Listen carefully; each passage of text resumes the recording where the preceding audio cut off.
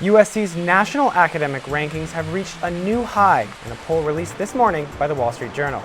And activists rallied at City Hall today to challenge Mayor Eric Garcetti's policies on homelessness. We'll hear from people who once lived on the streets to see what they're demanding. And residents say management of a vandalized apartment complex near USC did not do enough to alert them of a break-in. But first, we have breaking news from the USC Health Science campus. Annenberg TV News is next.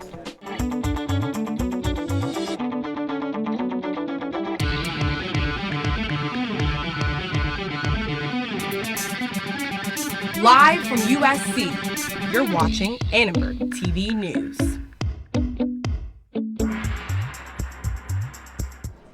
We start with breaking news tonight. LAPD is confirming an officer-involved shooting at the USC Health Sciences campus. Good evening, I'm Sonica Bargo. And I'm Ryan Thompson. Police say the shooting happened around 3:30 this afternoon on Zonal Avenue between State and San Pablo Street. This is a video a bystander took of the incident. LAPD says the suspect is in custody after being shot by an officer. The suspect was taken into the hospital. No officers were injured, and a Trojan alert went out warning students to stay away from the area, but also said there is no ongoing threat. Bystanders captured a crashed SUV at the scene. It's not clear what led up to the shooting. If we do get any more information on this breaking story before the end of the show, we'll be sure to bring it to you. There's good news about USC from a new report on college rankings. Annenberg Media's Aaron Hendel has more details on why the Trojans triumphed. The Wall Street Journal released its college rankings today, and USC is number 15. Here's some reaction from around campus. The Trojan family is smiling today after the Wall Street Journal released its college rankings. Pac-12 rival Stanford may have taken the top spot, but students and faculty are still proud to be number 15 among schools nationwide. I think it's a pretty accurate representation of USC. SC was the third highest California school on the list after the Cardinal and 10th ranked Caltech. This year, USC welcomed its most selective freshman class ever with an acceptance rate of just 16.5%. In addition to academics, the Journal based its rankings partially on where students end up after they graduate. The students who are taking on leadership, the students who are engaged in doing well in the classroom, but also doing things outside the classroom, such as internships and so forth. All of those things build a portfolio basically for a student, or a resume for a student that's going to allow them to be successful in the job market. So the Wall Street Journal used 4 factors in their criteria to determine their rankings, the largest of which was student outcomes at 40% of their criteria. That was followed by the school's resources at 30%. The third largest factor was how well the school encourages their students at 20%, and lastly was diversity, which was 10%.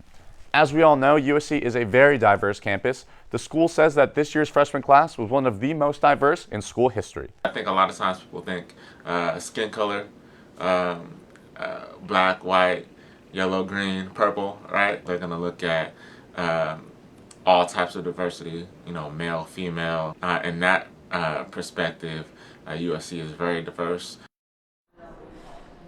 MIT, Columbia, Penn, and Yale rounded out the rest of the top 5. UCLA, on the other hand, didn't even make the top 25. Back to you guys. Thank you.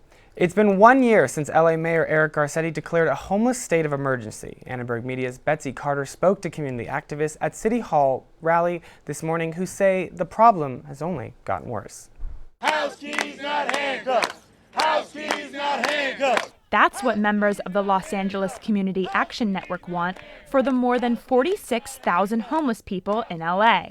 Garcetti has not been a bystander, but he is an active participant in the disappearance of affordable housing and for the extremely low-income people that our city needs to house. I'm standing outside City Hall where activists gathered this morning to demand Mayor Garcetti tackle the homelessness crisis. They've outlined their demands with this papier-mâché version of the mayor and are heading into the city council to make their demands known. While we support long-term strategies, we cannot ignore the crisis, epidemic, social proportions of houselessness in this city. Activists want the homeless to have access to mobile restrooms and showers, as well as cleaning supplies. One man, who is a resident of Skid Row, also wants police to end what he says is homeless harassment. We call for Garcetti to immediately, with the stroke of a pen, call off his dogs, the LAPD, and start to support the things he's talked about doing in the past.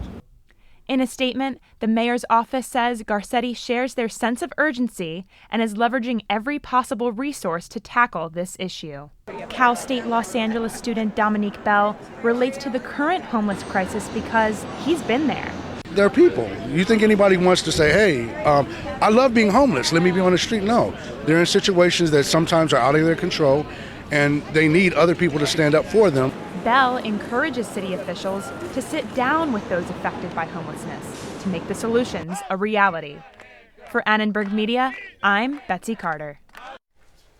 The USC School of Social Work and the Catholic Center have partnered to launch a new initiative called Nourished. The program aims to connect student volunteers and people who have been homeless.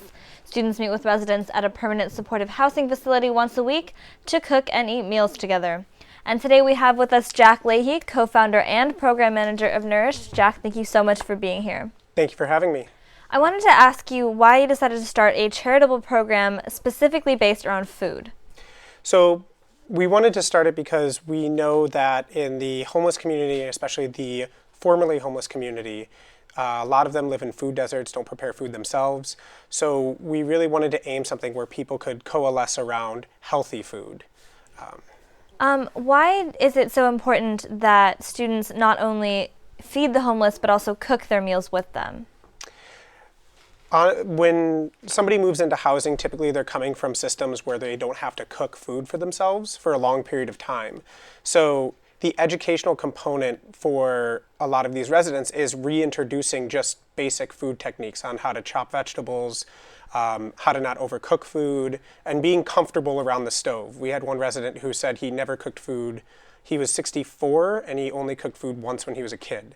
So there is a lack of familiarity sometimes around the kitchen. What kind of food do students and residents cook? We vary the menu based on what the residents and students want. So the first meal we actually had was like a vegetarian chili that was made way too spicy. And I was never allowed to cook again. I just had to manage the group. But we've had tofu tacos, we've had Thai food, and we really try to ask residents what they want and what they think would be interesting. And we also try to tailor the meal to a low-income budget. So we make the meals that they can replicate on their own, buy their own food. So we really try to make it accessible for them and not, some gourmet food that they could never replicate themselves. And just briefly, could you tell me what you want students to take from this program? Yeah, I really think that this program is innovative. There's no other program like this in a university setting, and it allows you to learn more about people who are homeless and people who have experienced homelessness. Right. Jack, that's all the time we have for today, but thank you so much for being here. If you want to learn more about Nourished, you can email Jack at jleahy@usc.edu, or you can email uscnourished@gmail.com. Ryan, back to you. Thanks, Sanika. A staple of Bernie Sanders' presidential campaign, debt-free tuition for college, will now be a part of Hillary Clinton's platform. Sanders joined Clinton during a campaign stop in New Hampshire today, where she announced her plan to remove the financial burden of public college from working families.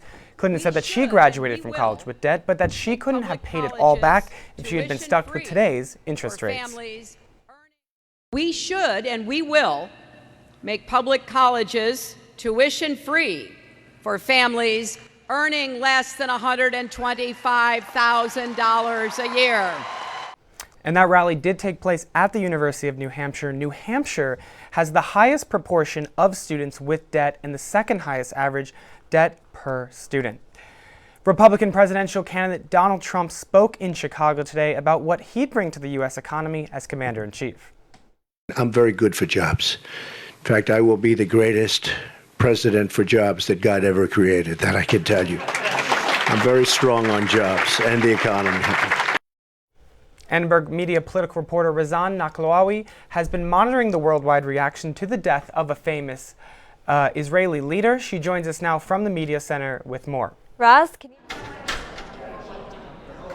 We've been monitoring.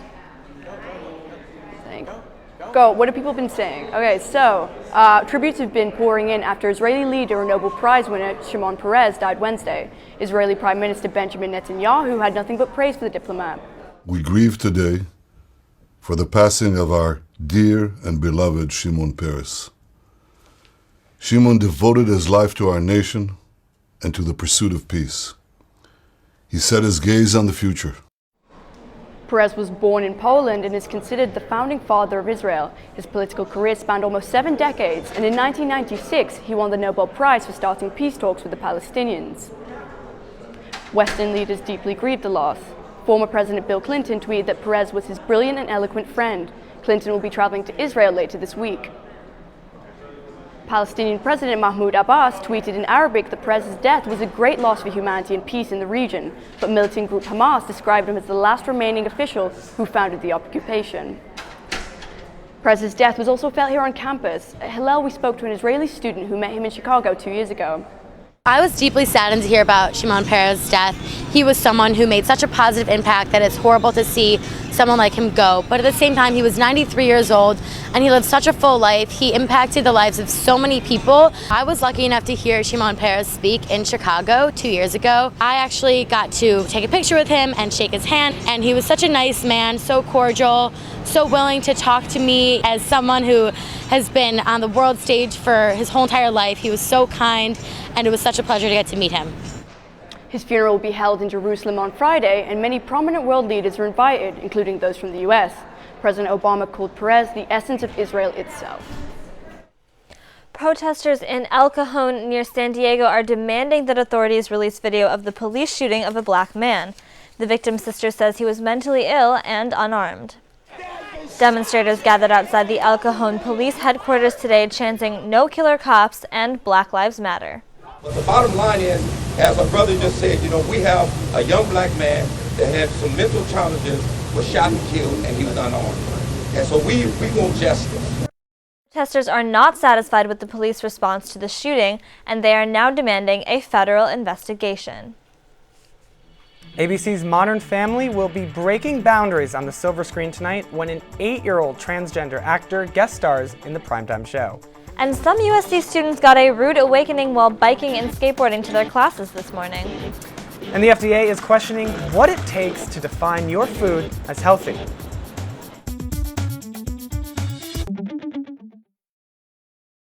It takes less than 1 minute to find out if you may have prediabetes. You can do it here. But you probably won't. You're busy. Kids, work, show coming back in 48 seconds.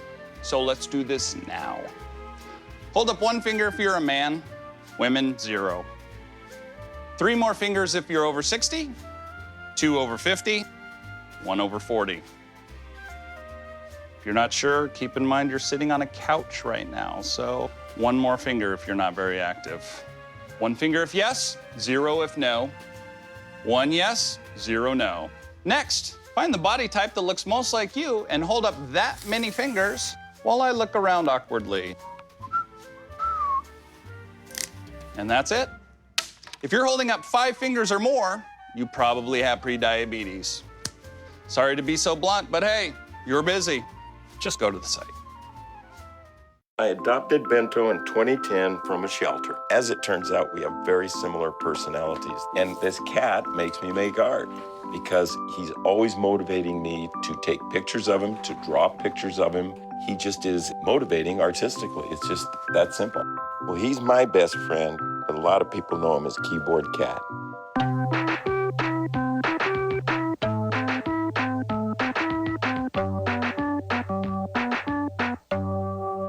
Well, if you ride a bike or skateboard to school, you probably know it's important to follow traffic rules. But just in case you forget, DPS officers were out today with some reminders. Our reporter Melody Jang spoke with students and officers about the safety warnings. The crosswalk between McClintock Avenue and 34th Street is one of the busiest intersections on campus for bicyclists and pedestrians. But some students encountered something different on their commute today. I was on my way to work like every other day. USC student Drew Fox was riding his bike to campus this morning. When I did not abide by the stop sign, I was promptly pulled over by a DPS officer. The officers were halting students on bikes to remind them to stop at all intersections. Bicycle is a vehicle, so they must operate like a vehicle. They must stop at all stop signs. And that doesn't just apply to bikes. According to the Los Angeles Municipal Code, persons riding on skateboards also have to pause at stop signs. And there are more rules too. A California vehicle code also states that a person cannot wear headphones while riding a bike. Well, luckily, the DPS officers on campus are only giving out warnings, but for some students, their situations weren't this fortunate.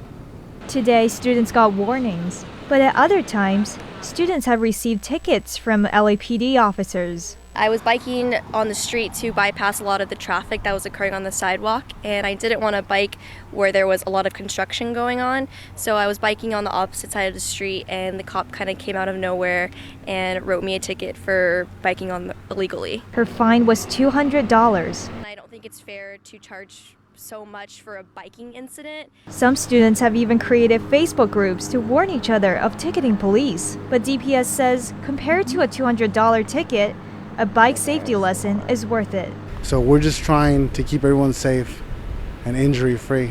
So if you're riding a bike or skateboard, even if you're in a hurry, don't forget to stop.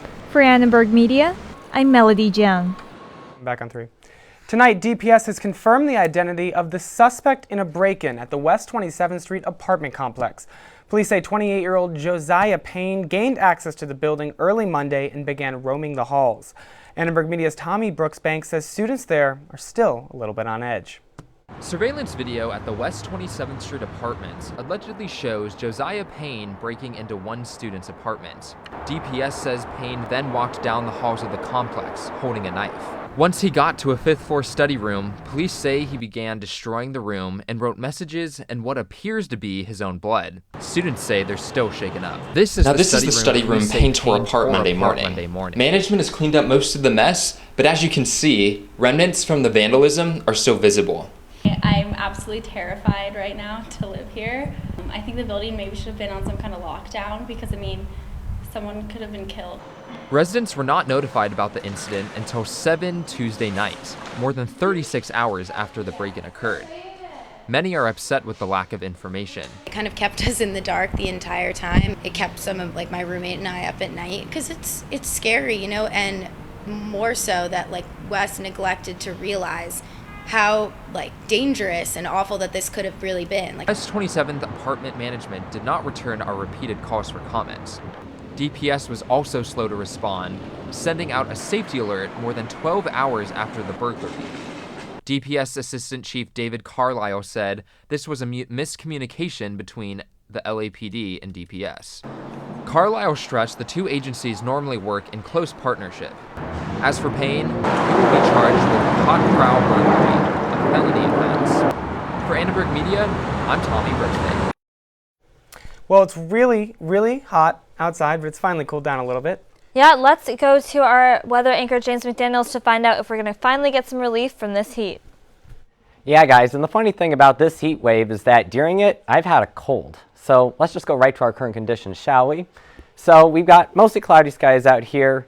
It is sunny, though, in some spots, 84 degrees, and there's absolutely no wind to worry about right now. So as we take a look outside, let's go to the east first. San Bernardino and Riverside are both going to be 90 degrees today. Big Bear 71, and Palm Springs is going to heat up to a very nice 95 degrees. As we head over to the coast, Malibu is going to be 77, Thousand Oaks will be 89, and Northridge will be 92. So a lot of the 80s and 90s in that area. Now as we head closer to downtown, we've got 87 degrees here at USC, 80 degrees at LAX, and Pasadena, Glendale, and Ontario will all be in the low 90s. Now as we head to the 5-day forecast, we're going to have mid-80s the next 2 days, and then by the weekend we're going to be seeing some upper 70s to even the mid-70s by Sunday and even into next week. Oh boy, well I'm glad we're going to catch a break from the heat. Yeah, I'm just glad I won't be boiling in this sun anymore. So thanks, James. Thanks so much, James. Tonight's episode of ABC's Modern Family will guest star an 8-year-old transgender actor. The transgender community sees Jackson Millarker's appearance as a major step towards acceptance. And I guess I'm just super excited because I know how popular the show is, and I know obviously it's really progressive, and that's such good news. To hear that we're gonna get even more positive representation.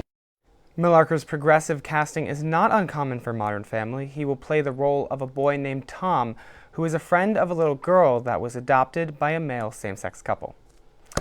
The Trojans are still looking for their first Pac-12 conference win, but the real question tonight is will it happen this weekend? Well, I really hope so. Let's toss it to our sports anchor, John Marcus, to find out more. Thanks, guys. Well, that's right. Adoree Jackson and the Trojans are taking on the ASU Sun Devils this Saturday night. And the women of Troy are hungry for their first Pac-12 conference win as well as they go on the road this weekend. And finally, we take a look at a special moment from last night's Yankees-Red Sox ball game.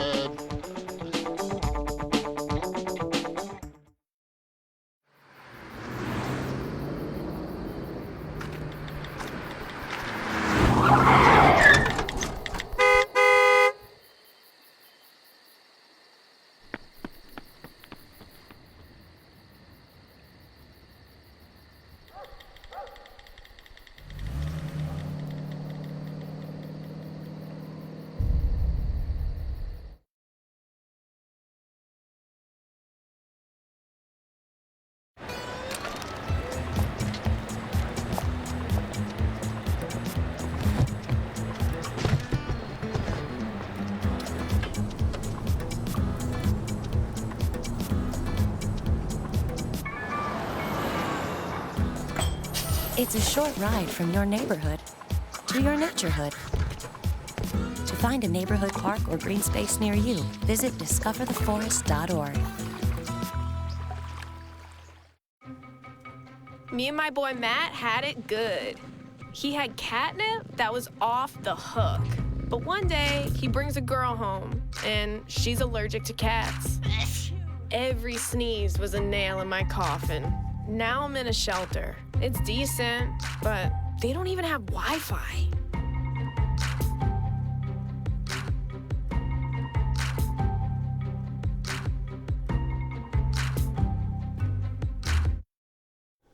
Welcome back to ATVN. The USC football team is gearing up for their first home match of Pac-12 conference play against Arizona State. The last time the Sun Devils were in town, the Trojans fell on an infamous last-second Hail Mary. With Sam Darnold at the helm, however, the Trojans will be looking for a better outcome.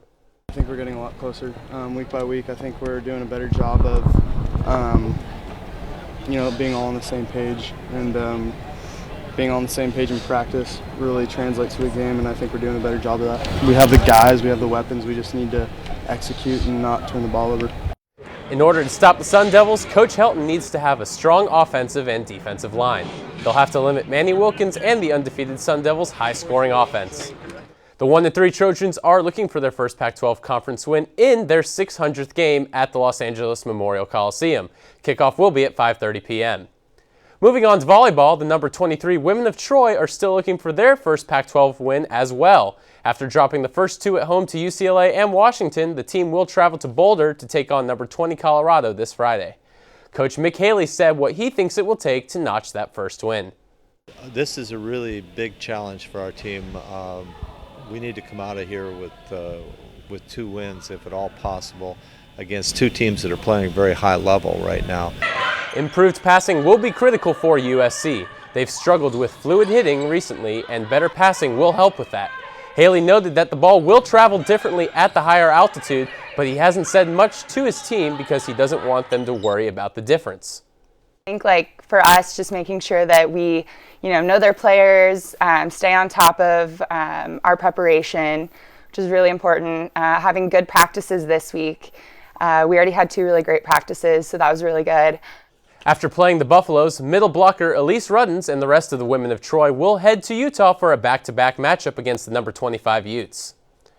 While last night's Yankees-Red Sox game had little relevance for the Bronx Bombers, a funny thing happened in the stands to a couple of fans. Let's take a look at my first Marcus's moment.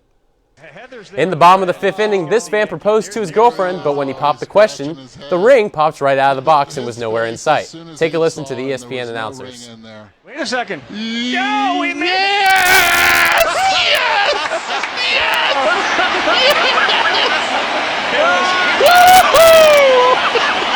It was in the jacket. Yes! She shook the coat, and she found the ring. Say yes. Please say yes. Yeah, baby. Rest assured, those 5 minutes of searching must have been the most nerve-wracking minutes of that man's life. I can only imagine. Man, Ryan, if that happened to you, what would you do? I think it's an easy question. The relationship's over. We all go home, and that's it. I think the only thing to do in that situation would just be to laugh it off. That's what they did. Great. Thank you so much, John Marcus. Stay tuned to hear what the FDA is asking of food companies that could affect the way you look at those healthy options. The agency...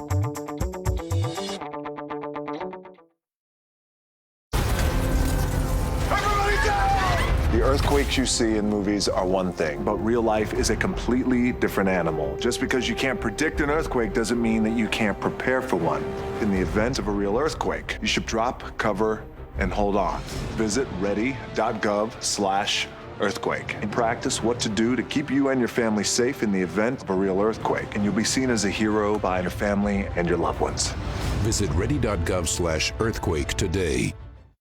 Hey, look, it's those guys. What's up? What's happening today? Let's do those pearly whites, man. Yeah! The boys, check it out.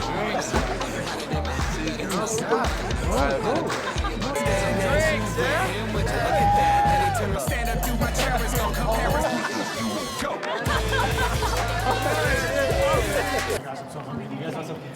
Ooh, cute. Are you good to try? I'm fine. Hey girl, what's up? What's the name? What's good? What's up? How many did you have? I should be fine. You should be. Sir, go and step out of the vehicle for me. Yes, sir. See ya, buddy.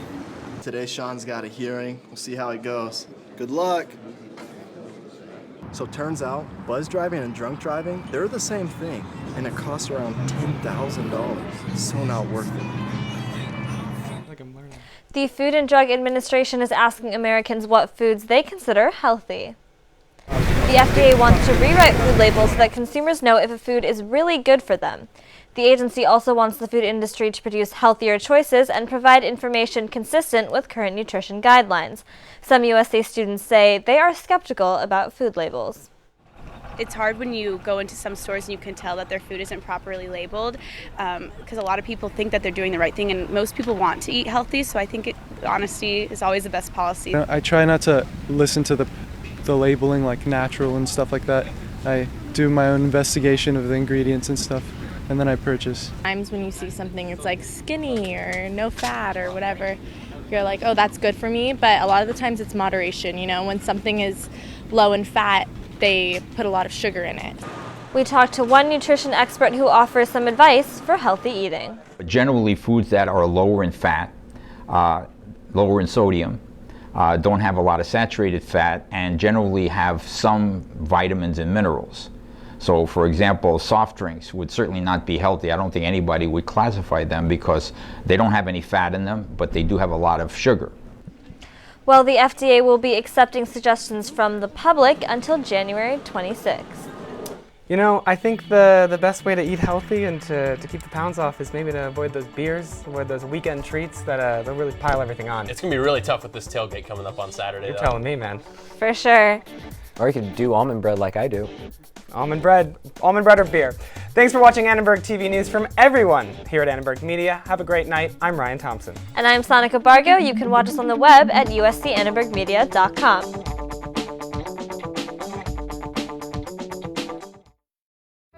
Here's your check.